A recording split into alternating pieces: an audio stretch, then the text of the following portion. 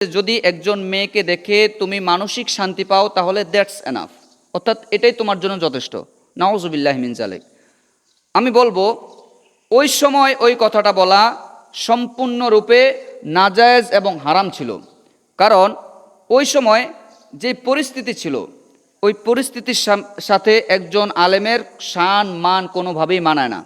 ইসলাম হচ্ছে শালীনতার ধর্ম, ইসলাম হচ্ছে সৌন্দর্যের ধর্ম। সম্প্রতি একটি বিষয় নিয়ে বাংলাদেশে খুব তোলপাড় যাচ্ছে। সেই বিষয়টা হচ্ছে আমাদের দেশে একজন ইসলামিক স্কলার, একজন মোটিভেশনাল ইসলামিক স্কলার, তিনি ইয়ং জেনারেশনের সামনে এমন একটা কথা বলে ফেলেছেন যে কথাটা ওই সময় ওই জায়গায় বলাটা অনুচিত ছিল। সেই কথাটি হচ্ছে, তিনি বলেছে যদি একজন মেয়েকে দেখে তুমি মানসিক শান্তি পাও তাহলে দ্যাটস এনাফ, অর্থাৎ এটাই তোমার জন্য যথেষ্ট। নাউজুবিল্লাহি মিন যালিক। আমি বলবো ওই সময় ওই কথাটা বলা সম্পূর্ণরূপে নাজায়েজ এবং হারাম ছিল। কারণ ওই সময় যে পরিস্থিতি ছিল, ওই পরিস্থিতির সাথে একজন আলেমের শান মান কোনোভাবেই মানায় না। ইসলাম হচ্ছে শালীনতার ধর্ম, ইসলাম হচ্ছে সৌন্দর্যের ধর্ম। ইসলাম এবং মুসলমানদের কথাবার্তা, আদব, আখলাক সব কিছু হতে হবে সুন্দর। একজন আলেমের কাছ থেকে সবসময় সুন্দর কথা বের হতে হবে।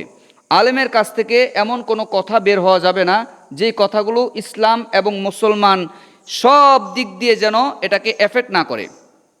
আমরা যদি একজন আলেমদের কাছ থেকে ভালো কিছু শিখি, একজন আলেমদের কাছ থেকে ভালো কিছু শিখি, সেটা আমল করার চেষ্টা করি। একজন আলেম যখন একটা ইসলাম এর অসৌন্দর্যমূলক কোনো কথা বলে ফেলে, সেটাও আমরা শিখে ফেলি, কারণ সেটাকে আমরা দলিল হিসেবে ব্যবহার করি। সুতরাং এরকম কোনো কাজ করা যাবে না যেই কাজগুলো আমাদের মুখ থেকে যেন এরকম কথা না বের হয়।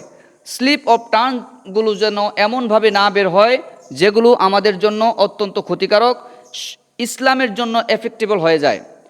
আরেকটা কথা বলবো, সেটা হচ্ছে এই পর্দা এবং নারী পুরুষ যে একসাথে বসা, তা নারীরা পুরুষদেরকে দেখা, পুরুষরা নারীকে দেখা, এটা কি ইসলামে জায়েজ আছে কিনা?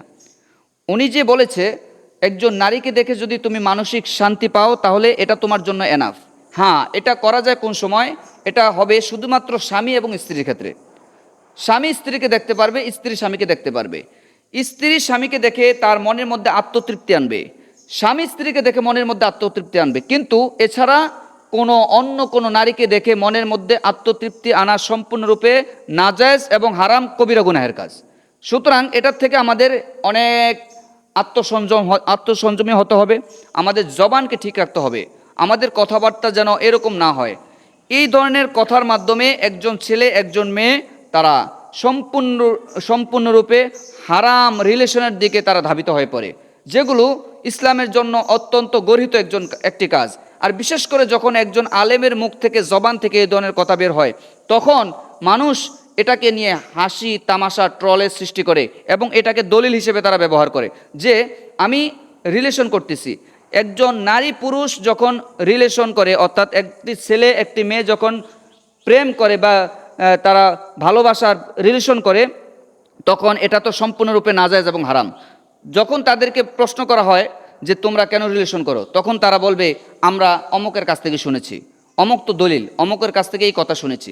তাহলে এই রিলেশনের এই ব্যাপারটাতে যখন একজন আলেমের বরাত দিয়ে কথা বলবে, তাহলে এই যে জেনার যতগুলো কাজ হবে, তার ভিতরে যতগুলো জেনার কাজ হবে, একজন নারীকে দেখলে যখন তোমার মনের মধ্যে আত্মতৃপ্তি আসবে, আত্মপ্রশান্তি আসবে, এটা সম্পূর্ণরূপে যেমনভাবে হারাম, যে ব্যক্তি এই কথা বলেছে সম্পূর্ণ গুনাহ তার উপরে গিয়ে পড়বে। সুতরাং একজন আলেমের কাছ থেকে এরকম বক্তব্য, এরকম কথা আমরা কোনোভাবেই আশা করি না। আর বিশেষ করে পর্দার বিধান, পর্দা অবশ্যই অবশ্যই ফরজ। একজন গায়রে মাহরামের কাছে, একজন মাহরাম গায়রে মাহরাম, এই বিষয়গুলো আমাদের যথেষ্টভাবে খেয়াল রাখতে হবে। কোনো পরপুরুষের সাথে দেখা করা যাবে না, কোনো পরপুরুষের সামনে যাওয়া যাবে না। কোনো পরপুরুষের মধ্যে যেই জায়গায় ইসলামী শরীয়ত এমনভাবে নিষেধাজ্ঞা দিয়েছেন, তোমাদের কণ্ঠ পর্দার অন্তর্ভুক্ত, তোমাদের চোখ পর্দার অন্তর্ভুক্ত, তোমাদের ফেস চেহারা পর্দার অন্তর্ভুক্ত। রাসূল করিম সাল্লাল্লাহু আলাইহি ওয়াসাল্লামের জমানায় আম্মাজান আয়েশা সিদ্দিকা রাদিয়াল্লাহু তাআলা আনহা সহ অন্যান্য আম্মাজানদের নিয়ে রাসূল সাল্লাল্লাহু আলাইহি ওয়াসাল্লাম বসে আছেন। তখন একজন সাহাবী আসলেন, আব্দুল্লাহ ইবনে উম্মে মাকতুম রাদিয়াল্লাহু তাআলা আনহু। উনি যখন রাসূল করিম সাল্লাল্লাহু আলাইহি সাল্লামের ঘরে আসলেন, আসার পরে আল্লাহ রাসূল সাল্লাল্লাহু আলাইহি সাল্লাম বলেন, ও আয়েশা, ও বিবিরা, তোমরা পর্দায় ভিতরে ঢুকে যাও। তখন আব্দুল্লাহ ইবনে উম্মে মাকতুম রাদিয়াল্লাহু তাআলা আনহু ছিলেন অন্ধ, অমিয়ুন, তিনি ছিলেন অন্ধ। রাসূল করিম সাল্লাল্লাহু আলাইহি সাল্লামকে আম্মাজানরা বললেন, ইয়া রাসূলুল্লাহ, ইয়া হাবিবাল্লাহ, উনি তো আমাদেরকে দেখতে পাচ্ছেন না। রাসূল করিম সাল্লাল্লাহু আলাইহি সাল্লাম বলেন, উনি তোমাদেরকে দেখতে পাচ্ছেন না ঠিক আছে, কিন্তু তোমরা তো ওনাকে দেখছো, এবং তোমাদের ভয়েস যদি উনি শুনে ফেলে তাহলে এটা কবিরা গুনাহ হবে। ওনার ভয়েস যদি তোমরা শুনে ফেলো, ওনার কণ্ঠ যদি তোমরা শুনে ফেলো, সেটাও কবিরা গুনাহ হবে। সুতরাং এমন কোনো কাজ করা যাবে না যেন তোমাদের পর্দার গলা, এটা একটা পর্দার অন্তর্ভুক্ত। এই পর্দার এই গলার মাধ্যমে জেনার সৃষ্টি হয়। একজন মানুষ যখন কথা বলে, যখন তার কণ্ঠস্বর ভালো হয়, একটা ছেলে একটা মেয়ের সাথে যখন কথা বলবে, তার কণ্ঠস্বর যখন ভালো হয়, তখন সে অবশ্যই এই কণ্ঠস্বরের মাধ্যমে জেনার দিকে প্রলোভনের দিকে ধাবিত হয়, ভালোবাসা, প্রেম, এটার দিকে ধাবিত হয়ে যায়। তারপরে যখন তার চেহারা দেখে, ফেস দেখে, এই ফেস চেহারা সৌন্দর্য দেখে জেনার দিকে ধাবিত হয়ে যায়, তাকে ভালো লাগে। তারপর যখন চোখ দেখে, শরীরের অঙ্গ প্রত্যঙ্গ দেখে। এই জন্য ইসলাম এটাকে এমনভাবে নিষেধাজ্ঞা দিয়েছেন যে পুরাটা শরীর সতর অন্তর্ভুক্ত, মাথা থেকে পায়ের তালু পর্যন্ত পুরাটাই সতর। কোনো পুরুষ পর পুরুষ কোনো পর নারীকে দেখতে পারবে না। আমাদের দেশে কিছু আরেকটা বক্তা আছে, তাকে আমরা কফিউর রহমান আজহারি হিসেবে চিনি। সে ইদানিং শুরু করেছে শুধু মেয়েদের প্রেম বিশেষজ্ঞ নিয়ে, তাকে প্রেমের ডাক্তার বলা হয়। আমরা আলেমদের মুখ থেকে যদি শুধু প্রেম বিষয়ক কথা বলি যে ভালোবাসা, শুধু ভালোবাসা ভালোবাসা, প্রেম বিষয়ক যদি কথা আমরা শুনি, তাহলে একটা ছেলে একটা মেয়ে নষ্ট হওয়ার জন্য এগুলোই যথেষ্ট। সুতরাং একটা ছেলে একটা মেয়ের জন্য সম্পূর্ণরূপে উভয়ের জন্য পর্দা করা ফরজ। এই পর্দার বিধান আল্লাহ তাআলা দিয়েছেন। একজন আরেকজনের কণ্ঠস্বরও শোনা যাবে না। পরপুরুষ যখন ঘরের বাইরে আসবে, এসে যখন ডাক দিলে তার একজন মহিলা, ঘরে যদি কোনো মানুষ না থাকে, শরীয়তের বিধান অনুযায়ী ঘরের মধ্যে যদি কোনো মানুষ না থাকে, এমনভাবে জবাব দিবে, কর্কশ ভাষায় জবাব দিবে কি, ঘরে কোনো কেউ নেই, যেন তার কণ্ঠের মাধুর্যতায়, কণ্ঠের মধুরতায় ওই লোকটা যেন তার প্রতি আকৃষ্ট না হয়ে যায়। ইসলাম এটাকে এমনভাবে কনভার্ট করেছেন, এমনভাবে এটাকে নিষেধাজ্ঞা জারি করেছেন। সুতরাং আমাদের মধ্যে যদি এই ধরনের কোনো কাজ সৃষ্টি হয়ে যায়,